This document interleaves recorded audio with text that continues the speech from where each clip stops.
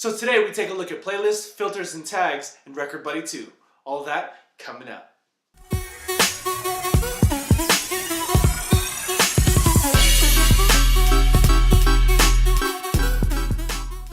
Thanks for watching PDot TV, where you'll find tips, tricks, and tutorials for DJs and music performers. Now let's get into the video. So in my previous Record Buddy video, I showed you how to sync your library using Record Buddy 2 between Serato, Tractor, and Rekordbox. In this video, we're going to go a little bit more in depth on playlists, tags, and filters. So let's get started with playlists. So just like any other DJ software or music organization tool, Record Buddy 2 works around playlists and works with playlists in a similar way, where if you go ahead and look, you can create playlist folders, regular playlist, or in the case of iTunes and Serato, you can create smart playlists. So let's go ahead and create a new folder because I like having my playlist organized and not just in one single column. So let's just go ahead and call this library for this example. Now adding a playlist, a regular playlist, is just like in any other DJ software where you can just grab whatever songs you want, drop it in the playlist, and there they are.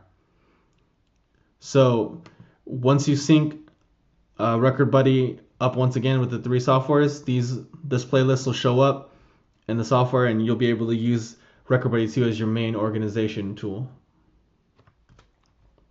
But if you've seen my previous videos on music organization, you'll know that I don't like using regular playlists and I like using smart playlists instead. If you haven't seen those videos, I'll go ahead and link it up in the card right now. So if you haven't, go ahead and check those out. Very informative. So let's create a smart playlist. Just like in those other softwares, smart playlist is built around rules. So let's create a smart playlist that includes all my music that I DJ with. So in the grouping tag, I use the tag Serato to separate all my DJ music from the rest of the music on my laptop. So give Record Buddy 2 a second, and here's all the music that I DJ with. As you can see, you can get in depth on all the different ID3 tags, and I don't have all of them here, but you can go through and show which columns you find useful. So on top of regular playlists and smart playlists, you also have filters. So the way filters work is I can go ahead and right click here and I can sort this playlist, so this smart playlist, by different variables. So I can go through all of the different columns or ID3 tags as well as the different tags that I've created. So tags such as that I would use in my coding system. Some of them are here. I haven't translated all of them yet, but I could go ahead and sort by those or sort by any of the ID3 tags. So let's go ahead and, for instance, let's sort by genre. So let's give Record Buddy 2 a second to work. And now that you see, every genre that I have that was contained in this playlist is now separated into its own sub playlist. So I can go in and then grab this and say if I wanted to make this its own playlist, I could select all of these songs and drop it into a playlist, or I could just leave them here like this, because if I sync back with Rekordbox to the three softwares, all of these playlists will pop up and they'll all be saved as separate playlists, so I'll be able to see all of these without having to create anything extra. So if I want to delete all of these, or say I want to sort it by a different way, I can go ahead and delete this sorting criteria, and now you're back to your main playlist.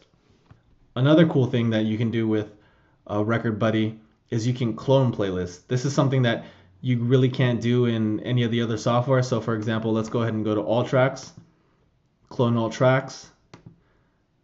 Now this right here is a clone of all the songs in my library, so I can go ahead and filter one way. So for instance, let's filter by date released.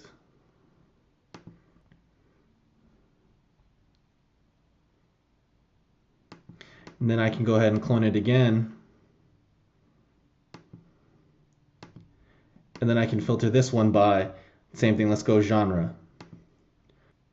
So this is interesting because it allows you to take the same playlist and try and play around with different ways of sorting it or different ways of organizing it without losing the original playlist and in the original structure. So if you're drilling down too far in one direction and you decide that's a mistake, you don't lose the original playlist and you can just go ahead and delete this clone and try a different way. So I can see a lot of potential in this and trying to figure out new ways of how I would organize my music or just new methods of maybe using the coding system, something I'm really interested in exploring. So let's go ahead and delete these playlists and then let's show you tags. So here are some of the tags that I've tagged my music. So the way I set up my tags, easy way to do it is most of these tags right here are part of my coding system that I described in my previous organization videos. So an easy way to fill all those out, since I've kind of already started using that system for many years now, I can go ahead and create a smart playlist. Go into, say, comment contains, let's say, I'm looking for twerk songs. So heavy bass, 100 BPM-ish kind of music. Go ahead and hit OK. Creates a playlist.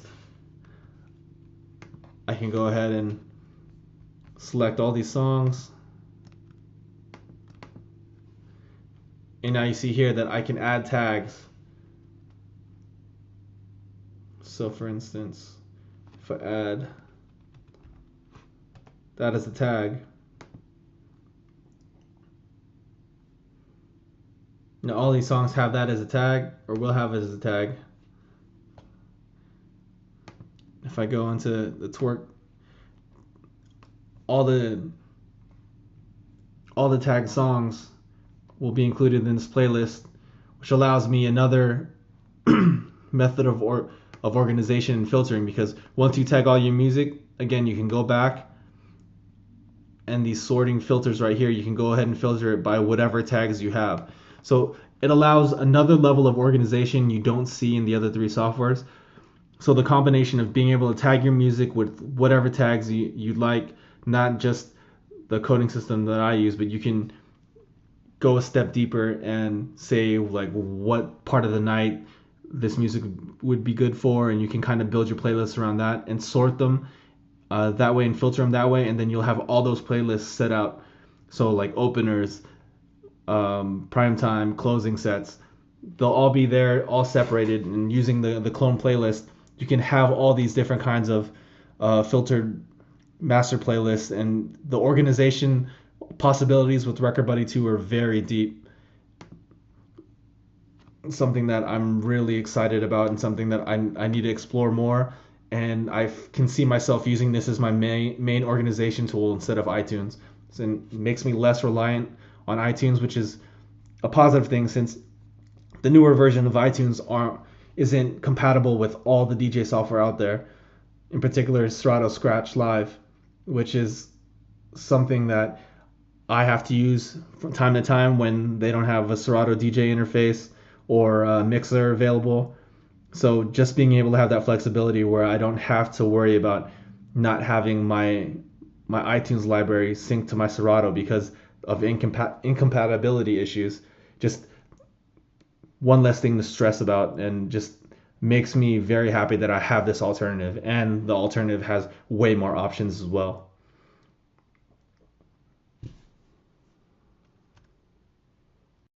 So that's an in-depth look at playlists, filters, and tags in Record Buddy 2. It's question of the day. So how are you going to set up your playlist in Record Buddy 2?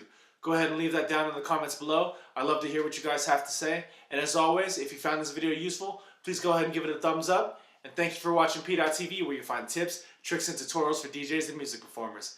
See you next time.